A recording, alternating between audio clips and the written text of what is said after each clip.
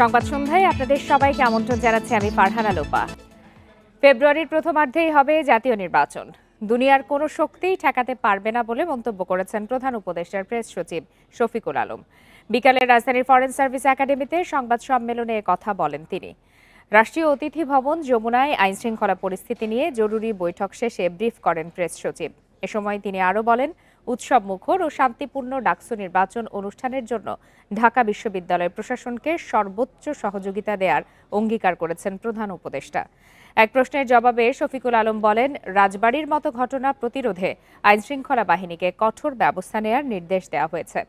স্থানীয় প্রশাসনকেও সতর্ক করা হয়েছে বলে জানান তিনি। রাজধানীতে কার্যক্রম নিষিদ্ধ আওয়ামী লীগের ঝটিকা মিছিল নিয়ে তিনি মন্তব্য করেন, এ নিয়ে বিশেষ নজরদারির ব্যবস্থা করা হয়েছে। আপনারা দেখেছেন প্রতিদিন পলিটিক্যাল পার্টিগুলো, পৃথিবীর কোনো শক্তি নাই এই নির্বাচনকে ঠেকাতে পারে। নির্বাচন হবে করার জন্য ঝটিকা মিছিল সহ বেআইনি সমাবেশের বিষয়ে মনিটরিং জোরদার করতে হবে। ডাকসু নির্বাচন যাতে শান্তিপূর্ণ ও উৎসব মুখর পরিবেশে হয় সেই জন্য বিশ্ববিদ্যালয়ের প্রশাসনকে সর্বাত্মক সহযোগিতা প্রদানের নির্দেশ দিয়েছেন প্রধান উপদেষ্টা। আসন পুনর্বহালের দাবিতে পাবনা, কুমিল্লা ও ব্রাহ্মণবাড়িয়ায় মহাসড়ক অবরোধ করেন স্থানীয়রা। এতে তৈরি হয় যানজট, ভোগান্তিতে পড়েন যাত্রীরা। এছাড়া বাগেরহাটে সংবাদ সম্মেলন থেকে সোমবার হরতালের ডাক দিয়েছেন বিক্ষুব্ধরা। এদিকে নির্বাচন কমিশনার আনোয়ারুল ইসলাম সরকার বলেছেন, নিরপেক্ষভাবে সীমানা পুনর্নির্ধারণ করা হয়েছে, কোনো প্রশ্ন তোলার সুযোগ নেই। আসন পুনর্বহালের দাবিতে ব্রাহ্মণবাড়িয়ায় ঢাকা সিলেট মহাসড়ক অবরোধ করেন স্থানীয়রা। এতে মহাসড়কের দুই পাশে যান চলাচল বন্ধ হয়ে যায়। 15 কিলোমিটার যানজট তৈরি হয়। ভোগান্তিতে পড়েন যাত্রীরা। এখানে বিজয়নগরের জনগণ বারবার আন্দোলনে নেমেছে, রাজপথে নেমেছে এবং আমরা আপত্তি জমা দিয়েছি নির্বাচন কমিশনে। যদি আমাদেরকে সরলের সাথে নেওয়া হয় তাহলে আমাদের প্রশাসনিক সুবিধা হইতে আমরা বঞ্চিত হব এবং ভৌগোলিক, সামাজিক, রাজনৈতিক সকল অবস্থা থেকে আমরা বঞ্চিত হব। পাবনার বেড়ায় সিএনবি মোড়ে 2 ঘন্টা বিক্ষোভ করেন স্থানীয়রা। টায়ার জ্বালিয়ে স্লোগান দেন অবরোধকারীরা।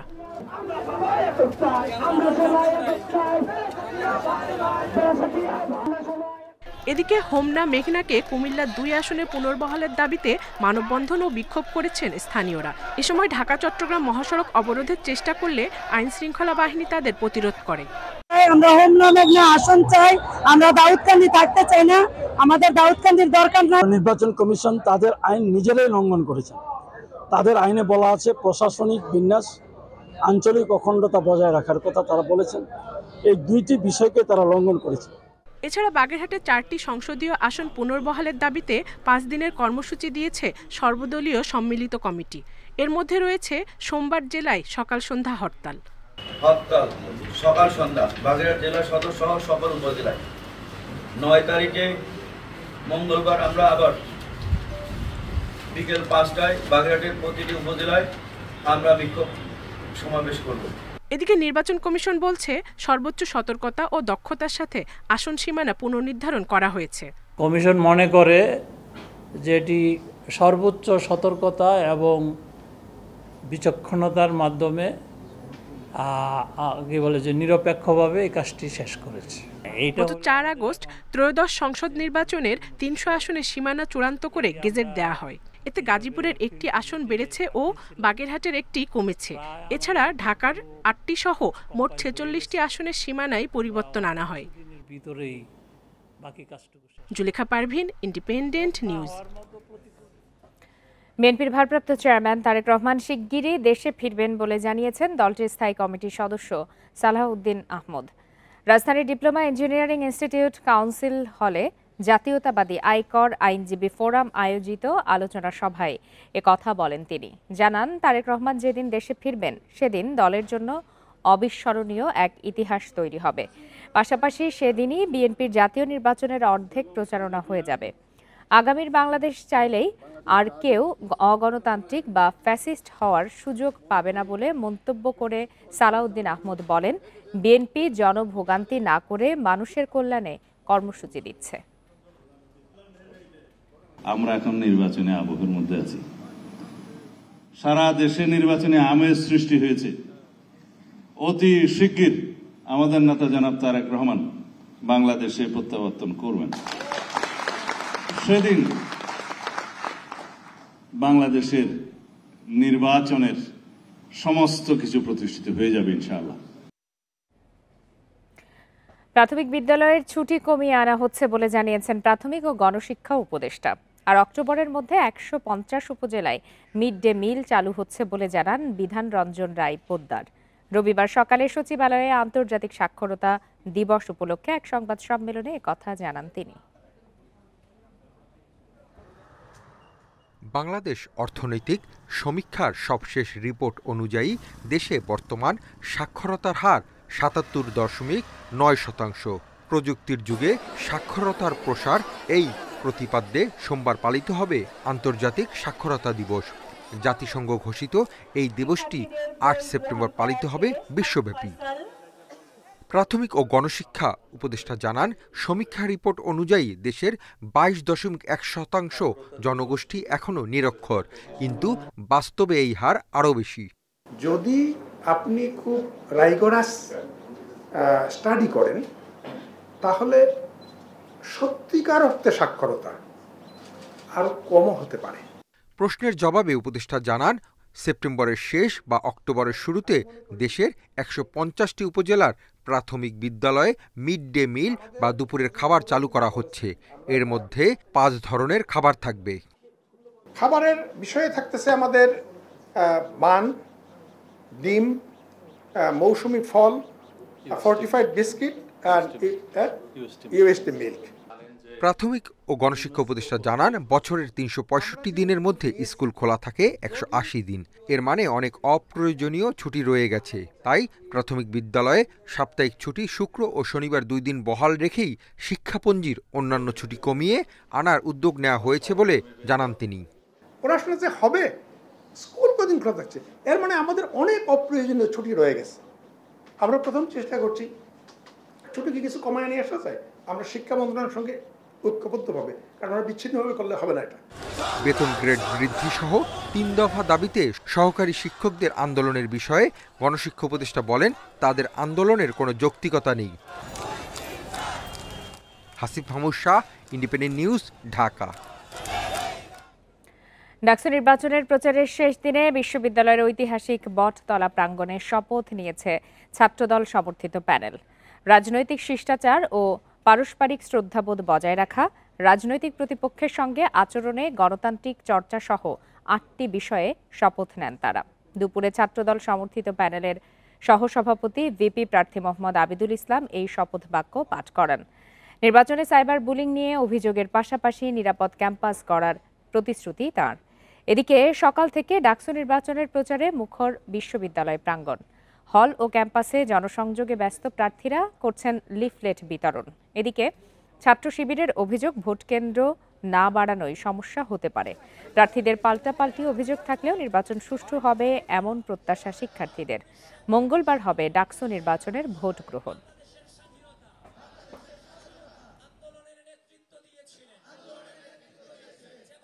জুলাই অভ্যুত্থানের পরে এবং যারা হল নিয়ে কাজ করেছে তাদেরকে নিয়ে আমরা একটা সমন্বিত প্যানেল দিয়েছি হবে। সেই প্যানেলেই আমি এজিএস পদপ্রার্থী। আমাদেরকে দেন যে পরিমাণ রেসপন্স পাচ্ছি, আমরা আশাবাদী ইনশাআল্লাহ শিক্ষার্থীদের ম্যান্ডেট নিয়ে আমরা যে ইশতেহার পেশ করেছি সেই এখন প্রতিশ্রুতি পূর্ণ করাটাই আমাদের জন্য সবচেয়ে বড় দায়। সাধারণ শিক্ষার্থীরা ডাকসু ইলেকশনকে আবেগের মাধ্যমে গ্রহণ করেছে। মুক্ত চিন্তার বহিঃপ্রকাশ ঘটাতে পারবে এবং কি তাদের যে বেসিক যে নিরাপত্তা, যেমন ক্যাম্পাসকে বহিরাগত মুক্ত করা। ৩ দফা দাবি বাস্তবায়ন ও পুলিশি হামলার দ্রুত বিচার করা না হলে বৃহত্তর আন্দোলনের হুঁশিয়ারি দিয়েছে প্রকৌশল অধিকার আন্দোলন। দুপুরে জাতীয় প্রেসক্লাবের সামনে সমাবেশে এই হুঁশিয়ারি দেন সংগঠনের নেতারা। এ সময় ২৭ আগস্ট ফোরামের কর্মসূচিতে পুলিশের হামলার বিচার না হওয়ায় ক্ষোভ প্রকাশ করেন তারা। প্রকৌশল শিক্ষার্থীদের অভিযোগ, তদন্তের কথা বললেও এখন পর্যন্ত কোনো শিক্ষার্থীর সঙ্গে কথা বলেনি কেউই। ৩ দফা দাবি বাস্তবায়নের রোডম্যাপ দিতে না পারাকে সরকারের ব্যর্থতা বলে মন্তব্য করেন তারা। যে ভাষায় কথা বললে সরকার দাবি মানতে বাধ্য হবে, প্রয়োজনে সেই ভাষা প্রয়োগের হুঁশিয়ারি দেন বুয়েট সহ বিভিন্ন বিশ্ববিদ্যালয়ের শিক্ষার্থীরা। বুয়েট ক্যাম্পাসের শহীদ মিনার থেকে বিক্ষোভ মিছিল বের হয়ে প্রেস ক্লাবের সামনে গিয়ে শেষ হয়।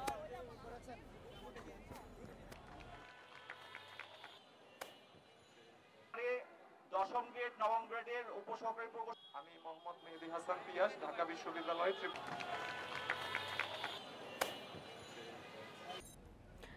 আইনশৃঙ্খলা পরিস্থিতি কিছুটা খারাপ হয়েছে স্বীকার করলেন স্বরাষ্ট্র উপদেষ্টা। সকালে রাজারবাগে এক অনুষ্ঠানে কথা বলেন তিনি। এ সময় নেতাদের তোষণ না করে জনগণের জন্য কাজ করতে পুলিশের প্রতি আহ্বান জানান উপদেষ্টা। বলেন, জনগণ, রাজনৈতিক দল ও ইসি সহ সবার সহযোগিতা ছাড়া সুষ্ঠু নির্বাচন সম্ভব নয়। তিনি আরও জানান, ভোটের আগে লটারির মাধ্যমেই পুলিশে বদলি ও পদায়ন হবে। আগামী ফেব্রুয়ারিতে হতে যাচ্ছে ত্রয়োদশ জাতীয় সংসদ নির্বাচন। প্রস্তুতির অংশ হিসেবে নির্বাচনী প্রশিক্ষণ কর্মসূচি হাতে নিয়েছে বাংলাদেশ পুলিশ। সকালে রাজারবাগ পুলিশ লাইন্সে এর উদ্বোধনী অনুষ্ঠানে যোগ দেন স্বরাষ্ট্র উপদেষ্টা জাহাঙ্গীর আলম চৌধুরী। অনুষ্ঠানে প্রধান উপদেষ্টার বিশেষ সহকারী খোদা বক্স বলেন, জুলাই অভ্যুত্থানের পর পুলিশের চূড়ান্ত পরীক্ষা হবে আগামী সংসদ নির্বাচন। আর সব ধরনের চাপের মুখেও পুলিশ সদস্যদের নিরপেক্ষভাবে দায়িত্ব পালনের আহ্বান জানান আইজিপি। সংঘাতের পরিবর্তে সমাধানকে অগ্রাধিকার দেওয়া যায়, কিভাবে মানুষের আস্থা অর্জন ও নিরাপদ পরিবেশ তৈরি করা যায়। নির্বাচন কেবল ভোট গ্রহণের প্রক্রিয়া নয়, এটা জনগণের বিশ্বাসের প্রতিফলন। ক্রাইম কন্ট্রোলের যে জায়গাটা, ক্রাইম শুরু হয় ওখানে, রেকর্ড হয় ওখানে, তদন্ত হয় ওখানে, বিচার শেষ হয় ওখানে। এই ইউনিটটাই আপনাদের সবকিছু এখানে, কাজগুলা শুরু যেখানে, শেষও সেখানে, বাকিগুলো উপরের অংশটা হচ্ছে অ্যাপিল। আওয়ামী লীগ আমলের 3টি নির্বাচন মাথা থেকে ঝেড়ে ফেলে জাতিকে একটি সুন্দর, সুষ্ঠু ও নিরপেক্ষ নির্বাচন উপহার দিতে পুলিশের প্রতি নির্দেশনা দেন স্বরাষ্ট্র উপদেষ্টা। আইন শৃঙ্খলা পরিস্থিতি এতদিন যেরকম ছিল, এই গত কয়েকদিনের ঘটনায় মানে আমি বলবো যে একটুখানি খারাপের দিকে গেছে। এটাকে আমরা আবার পুরা আগের দিকে যেন নিয়ে আসতে পারি এই ব্যবস্থা। পরে সাংবাদিকদের প্রশ্নের জবাবে স্বরাষ্ট্র উপদেষ্টা বলেন, রাজবাড়ীর দরবার শরীফে হামলার ঘটনার তদন্ত চলছে। দোষী যারাই হোক না কেন, তাদের বিরুদ্ধে ব্যবস্থা নেওয়া হবে। বাংলাদেশ পুলিশ এমন মানদণ্ড স্থাপন করুক। নূরে জান্নাত, ইন্ডিপেন্ডেন্ট নিউজ, ঢাকা। ছেলে হত্যায় জড়িতদের ফাঁসি চেয়ে ট্রাইব্যুনালে সাক্ষ্য দিয়েছেন চাংখারপুলে গুলিতে নিহত শহীদ আনাসের মা। এ মামলায় আজ সাক্ষ্য দিয়েছেন আরও 3 জন। আন্দোলনে যোগ দেওয়ার আগে ছেলের লিখে আসা চিঠি আদালতে পড়ে শোনান শহীদ আনাসের মা। এ সময় কান্নায় ভেঙে পড়েন তিনি। বলেন, সাবেক ডিএমপি কমিশনার হাবিবুর রহমানের নির্দেশে 5 আগস্ট চাংখারপুলে তার ছেলে সহ আন্দোলনকারীদের লক্ষ্য করে গুলি ছোঁড়ে পুলিশ কনস্টেবল সুজন, নাসিরুল ও ইমাজ হোসেন। সেখানে এডিসি আখতার সহ ঊর্ধ্বতন কর্মকর্তারা উপস্থিত ছিলেন। আনাস হত্যায় শেখ হাসিনা, ওবায়দুল কাদের, সাবেক আইজিপি মামুন সহ দায়ীদের ফাঁসির দাবি করেন তিনি। এদিকে রংপুরে আবু সাইদ হত্যা মামলায় ট্রাইব্যুনাল 2-এ চলছে সাক্ষ্য গ্রহণ ও জেরা। আবু সাইদ হত্যার ঘটনা সরাসরি সম্প্রচার করা সাংবাদিক মইনুল হককে জেরা করেন আসামি পক্ষের আইনজীবীরা।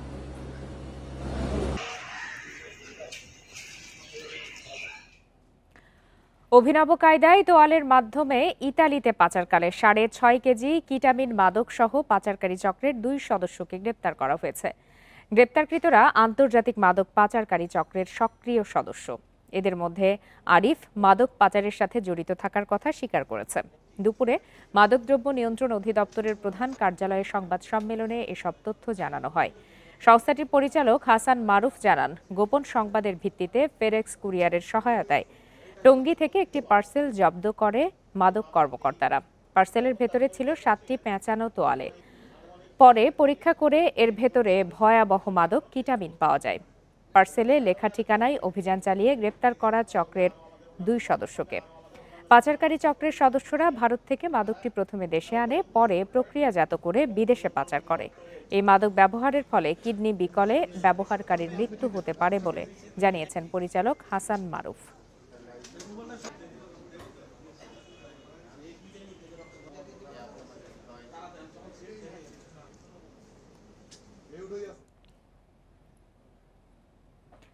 ডেঙ্গুতে আক্রান্ত হয়ে গত 24 ঘন্টায় 3 জনের মৃত্যু হয়েছে। একই সময়ে ডেঙ্গু আক্রান্ত হয়ে 580 জন হাসপাতালে ভর্তি হয়েছেন। রবিবার স্বাস্থ্য অধিদপ্তরের সংবাদ বিজ্ঞপ্তিতে এই তথ্য জানানো হয়েছে। বিজ্ঞপ্তিতে বলা হয়, গত 24 ঘন্টায় মারা যাওয়া 3 জনের 1 জন পুরুষ, 2 জন নারী। আর আক্রান্ত ব্যক্তিদের মধ্যে 415 জনই ঢাকার বাইরের। চলতি বছর এখন পর্যন্ত ডেঙ্গুতে মারা গেছেন 135 জন, যাদের মধ্যে 73 জন পুরুষ ও 62 জন নারী। এখন পর্যন্ত মোট আক্রান্ত হয়েছেন 34,411 জন। যার মধ্যে 20,592 জন পুরুষ ও 13,819 জন নারী।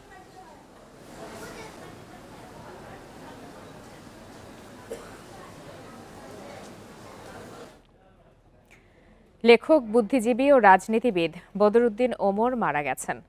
সকাল 10টায় রাজধানীর একটি হাসপাতালে বার্ধক্যজনিত জটিলতায় মারা যান তিনি। তার বয়স হয়েছিল 94 বছর। তার মৃত্যুতে শোক জানিয়েছেন প্রধান উপদেষ্টা অধ্যাপক মোহাম্মদ ইউনুস। বদরুদ্দিন ওমর শেখ হাসিনার মামলায় গুরুত্বপূর্ণ সাক্ষী ছিলেন। প্রয়োজনে তার দিয়ে যাওয়া জবানবন্দি ট্রাইব্যুনালে উপস্থাপন হবে জানিয়েছে প্রসিকিউশন। ছিলেন বামপন্থী রাজনীতিবিদ, অনেকেই তাকে মানতেন তাত্ত্বিক নেতা হিসেবে। রাজনৈতিক পরিচয় ছাপিয়ে তিনি একজন লেখক, গবেষক ও বুদ্ধিজীবী। দেশের রাজনৈতিক পট পরিবর্তন সহ নানা গুরুত্বপূর্ণ মুহূর্তে তিনি দক্ষ বিশ্লেষকের ভূমিকায় অবতীর্ণ হয়েছেন। স্বজনেরা জানান, সকালে শারীরিক অবস্থার অবনতি হলে তাকে একটি বেসরকারি হাসপাতালে নেওয়া হয়। সেখানে চিকিৎসকরা তাকে মৃত ঘোষণা করেন। তার মৃত্যুতে হাসপাতালে ছুটে আসেন রাজনৈতিক ব্যক্তিত্ব, ভক্ত ও স্বজনেরা। আমরা বলতে পারি না উপমহাদেশে এরকম আর কোনো মার্কসিস্ট, আমৃত্যু, কমিউনিস্ট, আপোষহীন মানুষ ছিলেন। এই দেশের ইতিহাস চর্চা, রাজনীতি চর্চা, সমাজ চর্চা, সামাজিক রাজনৈতিক পরিবর্তনের চর্চা যুগ যুগ ধরে বদরুদ্দিন ওমরের কাছে ঋণী। সম্প্রতি ইন্ডিপেন্ডেন্ট টেলিভিশনকে দেয়া এক সাক্ষাৎকারে তিনি তুলে ধরেন দেশের ইতিহাস, স্মৃতিচারণ করেন নানা ঘটনার। পাকিস্তানের দিকে তাড়িয়ে দিয়ে তারা দুধে ভাতে থাকবে বা সেখানে দেশ থেকে নানা রকম নির্যাতন, শোষণ চলে যাবে, সেরকম কিছুই 71 সালের পরে বাংলাদেশ আমলে দেখা গেল না। সোমবার সকাল 10টায় সর্বস্তরের শ্রদ্ধা জানানোর জন্য তার মরদেহ কেন্দ্রীয় শহীদ মিনারে নেওয়া হবে। সেখানে জানাজা শেষে জুরাইন কবরস্থানে তাকে দাফন করা হবে বলে জানান স্বজনরা। আগামীকাল সকাল 10টায় কেন্দ্রীয় শহীদ মিনারে কমরেড বদরুদ্দিন ওমরকে সেখানে রাখা হবে। আমরা তার প্রতি সেখানে গভীর শ্রদ্ধা, শেষ শ্রদ্ধা এবং লাল সালাম আমরা জানাতে চাই এবং তারপরে তাকে দুপুরে তাকে দাফন করা হবে জুরাইন গোরস্থানে। ঢাকা বিশ্ববিদ্যালয়ের শিক্ষক হিসেবে পেশা জীবন শুরু করেন বদরুদ্দিন ওমর। বামধারার রাজনীতিতে যুক্ত হয়ে পূর্ব বাংলা কমিউনিস্ট পার্টির কেন্দ্রীয় কমিটির সদস্যও ছিলেন তিনি। 2003 সালে জাতীয় মুক্তি কাউন্সিলের প্রতিষ্ঠাতা সভাপতি হন ওমর। এবছর তাকে স্বাধীনতা পুরস্কার দেয় অন্তর্বর্তী সরকার। তবে আজীবন কোনো পদক গ্রহণ না করা বদরুদ্দিন ওমর এই পুরস্কার নিতেও অস্বীকৃতি জানান। রেজওয়ানুল হক, ইন্ডিপেন্ডেন্ট নিউজ, ঢাকা। রাজবাড়ীর গোয়ালন্দ দরবার শরীফে পুলিশের ওপর হামলা মামলায় ছাত্রলীগ ও স্বেচ্ছাসেবক লীগের 2 নেতা সহ 7 জনকে গ্রেপ্তার করেছে পুলিশ। দুপুরে তাদের কারাগারে পাঠানো হয়। দরবার শরীফ ভাঙা ও কবর থেকে মরদেহ তুলে পোড়ানোর ঘটনায় জড়িতদের বিচারের দাবি জানিয়েছেন ভক্তরা।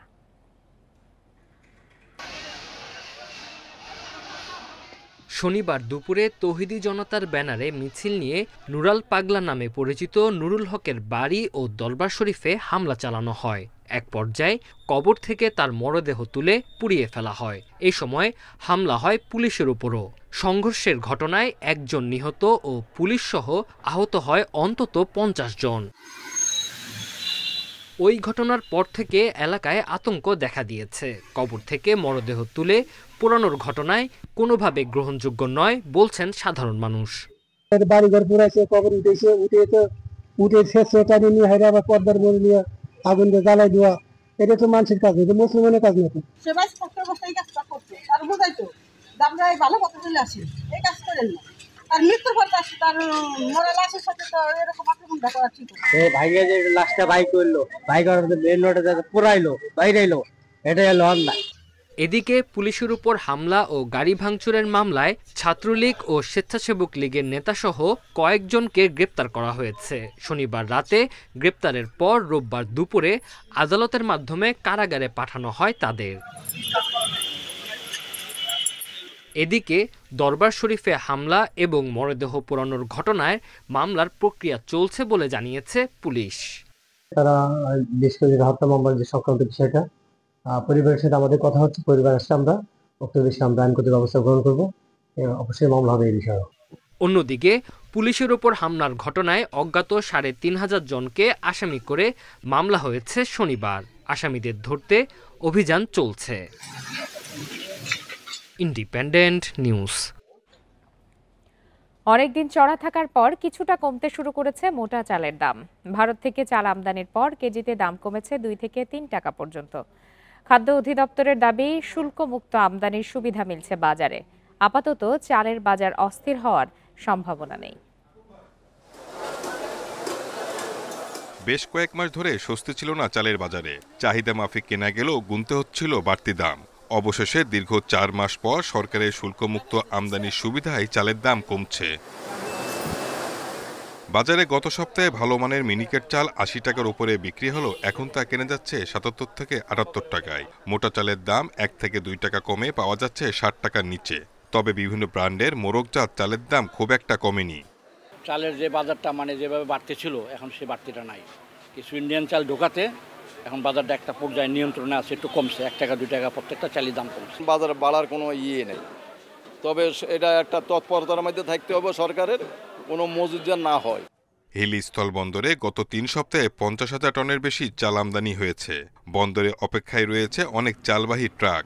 স্থানীয় বাজারে গত মাসে মিনিকেট চাল 74 টাকার উপরে বিক্রি হলেও এখন তা 67 থেকে 68 টাকায় পাওয়া যাচ্ছে।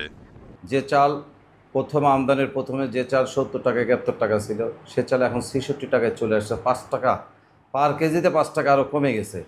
হয়তো আরও 2-4 দিনের ভেতরে আর হয়তো কমতে পারে। খাদ্য অধিদপ্তর বলছে সরকারিভাবে ধান চাল সংগ্রহ ভালো হয়েছে, একই সঙ্গে মজুদও বেড়েছে। টিসিবির মাধ্যমে খোলা বাজারে চাল বিক্রি, খাদ্যবান্ধব কর্মসূচিও চালু রয়েছে। সব মিলিয়ে বাজার স্বাভাবিক থাকবে বলে আশা তাদের। আমরা ওএমএস কার্যক্রম চালু রেখেছি। টিসিবি আমাদের কাছ থেকে চাল নেয়, খাদ্য মন্ত্রণালয় থেকে টিসিবির কার্যক্রম চালু আছে। এর পাশাপাশি আমাদের সবচেয়ে বড় যে কর্মসূচি, আমরা 55 লক্ষ পরিবারকে এফএফপি খাদ্য সহায়তা গ্রাম পর্যায়ে প্রতিটা পরিবার 30 কেজি করে চাল পাবে, সে কর্মসূচিও চালু আছে। যে চালের বাজার এই মুহূর্তে নিম্নমুখী। খাদ্য মন্ত্রণালয়ের তথ্য মতে সরকারি গুদামে এখন চালের মজুদ প্রায় 19 lakh ton. Shahid Ahmed, independent news, Dhaka. গত আগস্ট মাসে দেশের সার্বিক মূল্যস্ফীতি কমেছে। পরিসংখ্যান ব্যুরোর তথ্য মতে আগস্টে দেশের মূল্যস্ফীতি 0.26% কমে 8.29% হয়েছে, যা গত 37 মাসের মধ্যে সর্বনিম্ন। তবে জুলাই মাসের তুলনায় আগস্টে বেড়েছে খাদ্য মূল্যস্ফীতি। রবিবার পরিসংখ্যান ব্যুরো বিবিএস এসব তথ্য জানায়। এর আগে জুলাই মাসে মূল্যস্ফীতি ছিল 8.55%। তবে অস্বস্তি বেড়েছে খাদ্য মূল্যস্ফীতিতে। আগস্টে খাদ্য মূল্যস্ফীতি 0.4% বেড়ে দাঁড়িয়েছে 7.6%। জুলাই মাসে যেটি ছিল 7.56%। এদিকে আগস্টে খাদ্য বহির্ভূত মূল্যস্ফীতি কমে 8.9% দাঁড়িয়েছে, কমেছে 0.48%।